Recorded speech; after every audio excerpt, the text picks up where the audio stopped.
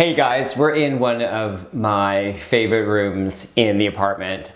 Of course, it's the bedroom. So many things need to happen in here, but first and foremost, we need a good night's sleep. That box has been checked because I have a ceiling mattress, and on top of that ceiling mattress, I have a memory foam pad. What I have purchased for this room already is the base that the bed is actually on. It's actually oversized, so there's gonna be a DIY project involved in making this not only beautiful but more functional for the space. This Rococo style headboard, what a find this was. I'm going to put a link below to the store in which I got it for $40. Of course you can see this ugly old stained velour that's going to be removed and the padding, and that's going to be a DIY for this room as well. Super simple, super easy to fix, something that you can do on the weekend. And remember, the space needs to coordinate with the living space that I've already created. So stay tuned. Fall is upon us here in Montreal, so it's time to get this bedroom ready for the cold winter. Today I have a few accessories for the bedroom that I need to paint black.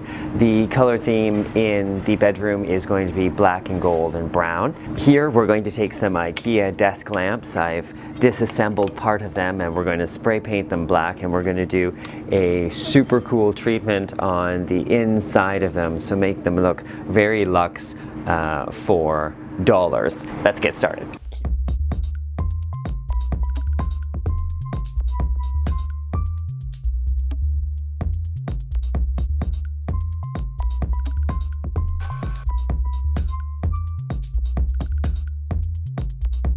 Okay, I'm at the head of the bed here. This is a queen size platform bed, as you know. That's going to be part of a DIY, but right now I'm going to take a skill saw and take 3 inches off the front end of this bed so that it is a custom platform bed for my full-size mattress and box spring. As well, I'm sitting on some scrap plywood that I'm going to cut into strips for the strapping to mount that Rococo style headboard DIY to the back of this platform bed. Let's get started.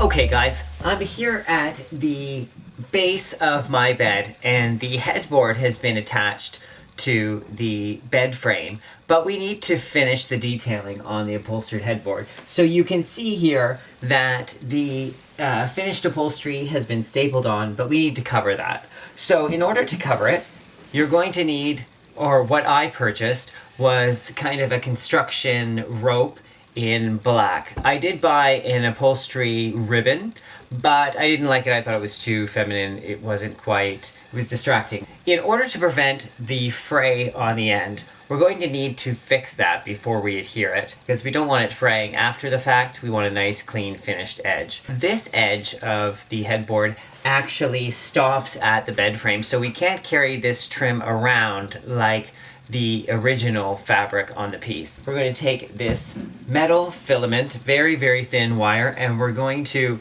wrap it around very tightly the base of this string.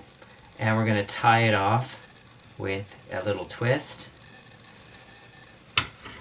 And we're going to cut it off. Now you could leave it like that. That would be sufficient. And now you're going to cut it flat. I'm going to go one step further, and if you don't have the wire filament at home, you can use black thread or something similar and tie it off as tight as that wire, and you will no longer see it, and it will be beautiful. And now we can glue it. Once that's finished and recut, we can glue it to our finished headboard. And we're almost done the renovation. But now that there's a seating area and a sleeping area in my bed, we've made room for that. I thought I would mount the television on the wall. I can screw directly into the studs, but I'm going to make pilot holes. So I've marked out with a level, here it is, and a measuring tape, and a black magic marker exactly where the bracket is going to go. Now I'm going to drill a pilot hole for both, and then we're going to screw the bracket in.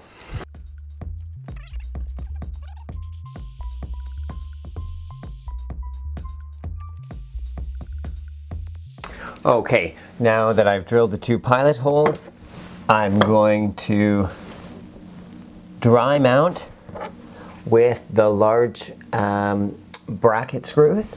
And for that, you're going to need a ratchet.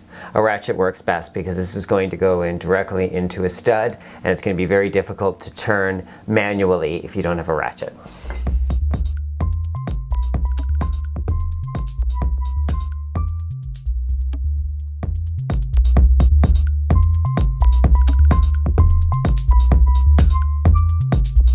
Your bracket, just like mine, as you're screwing it in, comes away from the wall.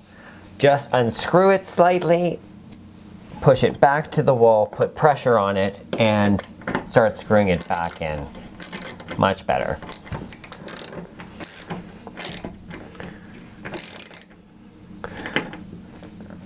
Yeah. Here we are, guys. That install was quite a breeze. So here is the insert. It's a stainless steel insert that sits inside, is held inside the bracket securely, and now I'm going to take the bracket that's already mounted to the television and put it over top. A big long screw goes through with a series of washers through the top and secures through the bottom, and we're done. In the far corner of this bedroom, and we are about to do some wallpaper. So this room is going to dramatically change in about 10 minutes time. So me and I've enlisted my friend Hillary to help watch us turn this wall into something very dramatic. You know, I often find that if you put something of a dark color in paper on the walls, people tend to respond to it better than a dark painted wall. So we'll see the response I get from this patterned wallpaper.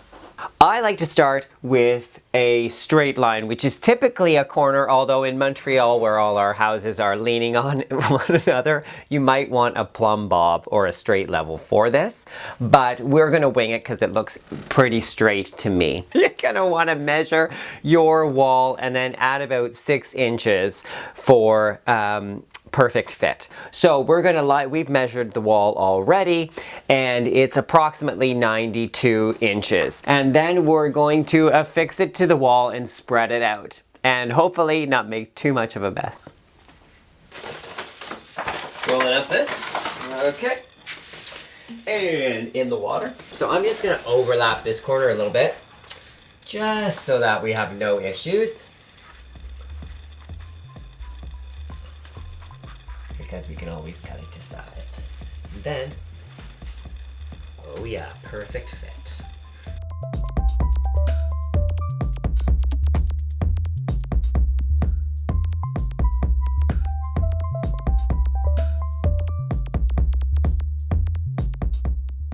Hi guys, it's reveal day. What a transformation this room has taken. I'm super happy and I'm getting a great night's sleep. So let's talk about some of the things that I've done in this room that you can carry forward into some of the rooms that you're redesigning. So for sure, a big part of why this design works is because we're playing with a lot of patterns.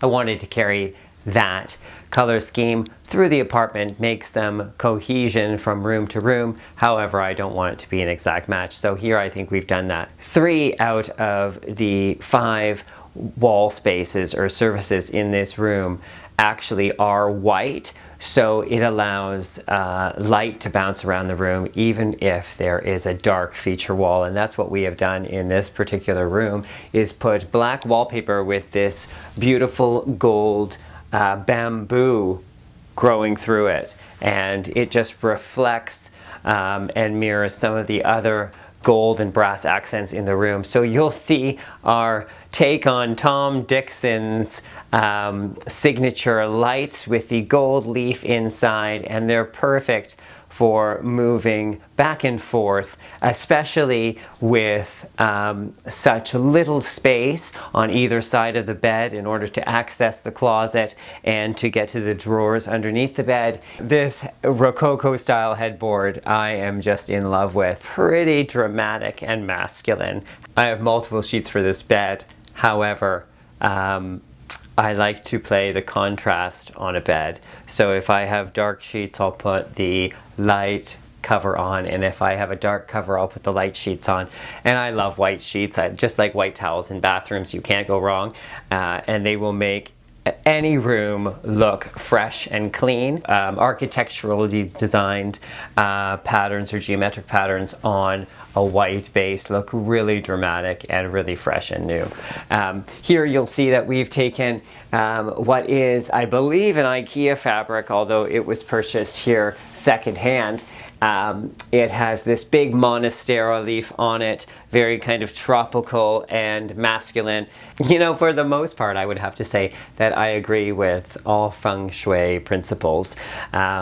And one of them certainly is to not have any electronics in the bedroom at all. However, in cold Montreal, sometimes I do like to stay in bed and watch some television. So I've mounted a television on this wall, and why I've decided not to cover it is actually because I have black wallpaper now. So here I've displayed a few books and some candles, of course, and on the other side, we'll get to that in a minute. But what you see here is this distressed ladder, and I just love the texture of it. I love that it's rough and masculine and it looks weathered, and I think it fits our palette here so well. And what I use it for is to put folded clothes before they get to the closet, and often in the morning I will hang a pair of pants on it.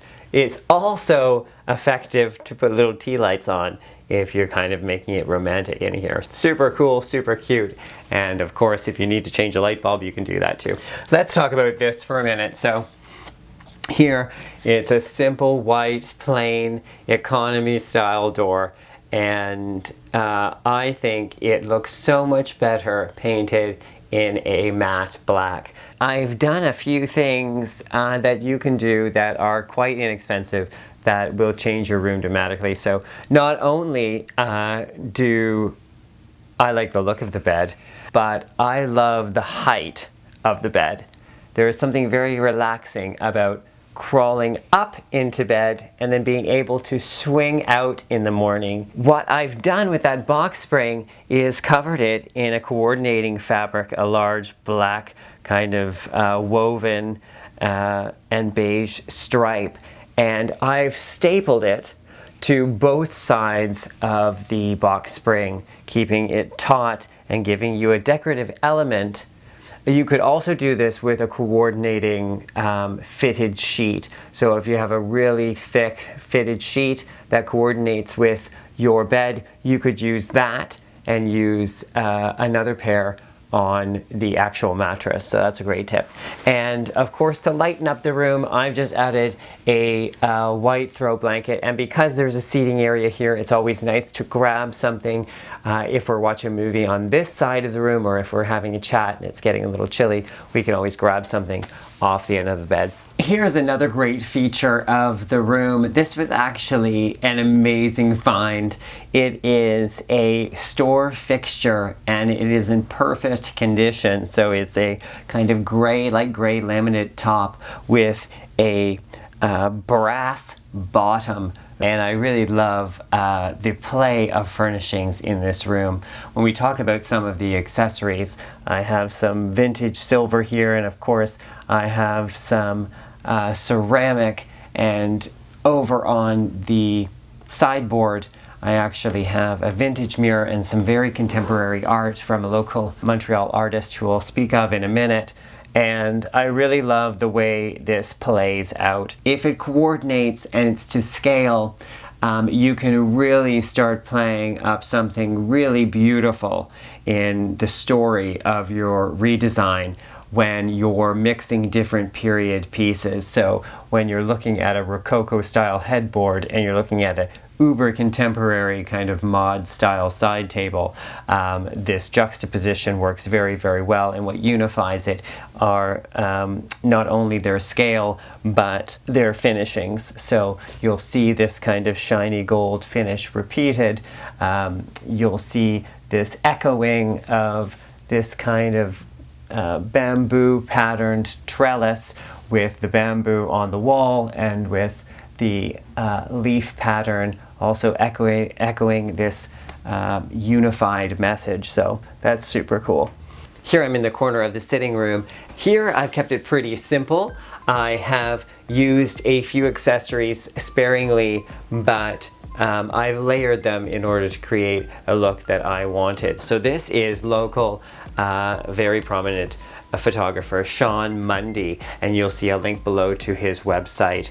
What I've done here, which I think is a pretty cute idea and it also highlights the art, is that when I turn these pair of DIY lamps on, you'll remember these from another episode, they reflect just enough light on the mirror and just enough on the photograph to give you some ambiance in the room without it being too overpowering, especially if you're watching the television. Oftentimes when you have people stay over or you're watching movies, you need extra pillows, and these are actually feather pillows that used to be on the bed, and I've put a coordinating bedroom sham on them and used them here on the love seat. This beautiful thing used to be somewhere else in the apartment, and then I bought some more furniture, and it's the perfect scale here. Not only is it lightweight and beautifully soft, which is so appropriate for a bedroom and for cuddling when you're watching television, but who doesn't want a love seat?